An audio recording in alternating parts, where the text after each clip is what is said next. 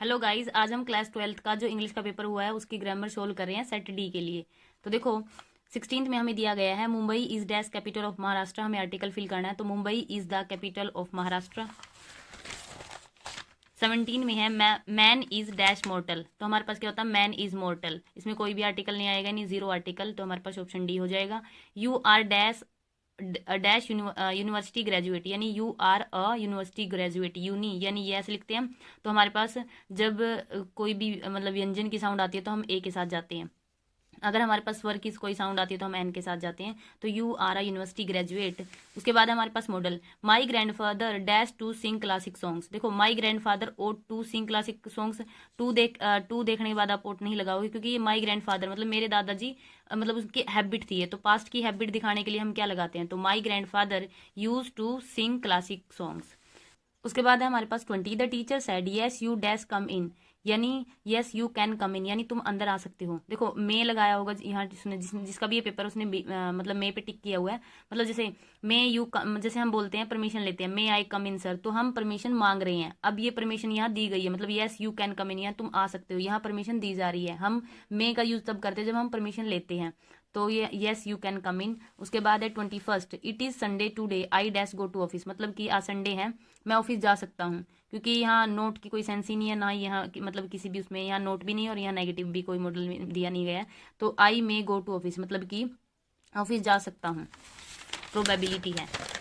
उसके बाद है हमारे पास 22 में हमारे पास क्या है, I have not all the question so far. देखो हैव है तो हैव नोट, उसके बाद हमारे पास वर्ब की हैज और हैव के साथ हमारे पास वर्ब की थर्ड फॉर्म आती है, तो हैव नोट अटेम्प्टेड। उसके बाद है my father dash up match at present. तो एट प्रेजेंट देख रहे हैं तो प्रेजेंट कंटिन्यूस, यानी my father is watching a match at present. उसके बाद है if you give me money, यानी यदि तुम मुझे पैसे दोगे, आई शैल बाय यू अ वॉच, मतलब कि मैं तुम्हारे लिए घड़ी खरीदूंगा। उसके बाद है वॉइस 25, रचित इज डिस्टर्बिंग मी। तो इज है तो यानी इज बींग के साथ, तो मी किस में बदलेगा, आई, और आई के साथ हम इज एम आर में से एम लगाते, तो is sorry I am being disturbed, third form हो जाएगी डिस्टर्ब बाय रचित। उसके बाद है 26 में हमारे पास है she has cheated us every time. तो देखो every time has been cheated या एवरी टाइम, ये दो ऑप्शन तो वैसे ही कट जाएंगे। उसके बाद वी हैज़, तो वी के साथ हैज़ आता ही नहीं, तो क्या बचा, वी हैव बीन, और हैज़ हैव के साथ हमारे पास वॉइस में बीन लगता, तो we have been third form cheated by her every time. उसके बाद है 27, सी टीजिज मी। सी टीजीज में देखो यहाँ टीज है, फर्स्ट फॉर्म टीजिंग है, तो ये दो ऑप्शन तो वैसे ही कट गए क्योंकि हमारे पास उसकी थर्ड फॉर्म आती है वो इसमें, तो दो बचे। अब देखो इसमें चेंज ही नहीं किया, सी इज टीज्ड बाय मी, मतलब मी पहले हमारे पास जो सब्जेक्ट तो होता है वो ऑब्जेक्ट का काम करेगा, और जो ऑब्जेक्ट वो आगे आएगा, तो ऑब्जेक्ट क्या होगा, आई के साथ हमारे पास क्या लगेगा, सी टीजीज है ना, मतलब कि वर्ब की first form plus S S चल रहा है, इसका मतलब प्रेजेंट कंटिन्यूस में जाएगा, तो आई इज एम आर में से आई एम आर, उसके बाद टीजीज की थर्ड फॉर्म यानी आई एम टीज्ड बाय हर।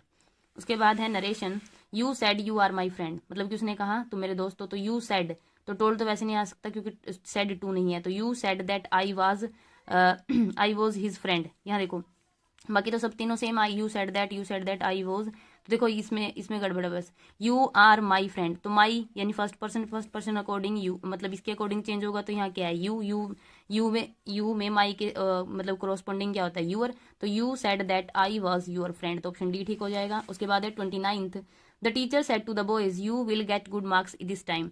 तो the teacher said to the boys, देखो सब में सेम है, the teacher said to the boys यानी टोल्ड आएगा, ठीक है। उसके बाद द बॉयज, इफ ये इफ वाला कट गया, the teacher said the boys that, ठीक है, दे वर। उसके बाद विल का हमारे पास क्या होगा नरेशन में, वुड, तो ये ऑप्शन भी कट गया। उसके बाद यहाँ देखो ये हटाया नहीं क्योंकि ये इनडायरेक्ट स्पीच में हमारे पास ये हट जाते हैं ना, दैट लगाने के बाद जब हम दैट लगाते तो ये हट जाते, इसमें रिमूव नहीं किए, तो बचा option D, the teacher told the boys that they would get good marks that time, this का हमारे पास इस टाइम दैट हो जाएगा। और ऑप्शन सी में हमारे पास दिस का हम यहाँ इन्होंने दिस ही रखा हुआ है, तो हमारे पास ऑप्शन डी ठीक हो जाएगा। उसके बाद है 30 में हमारे पास है he said to me your card has expired.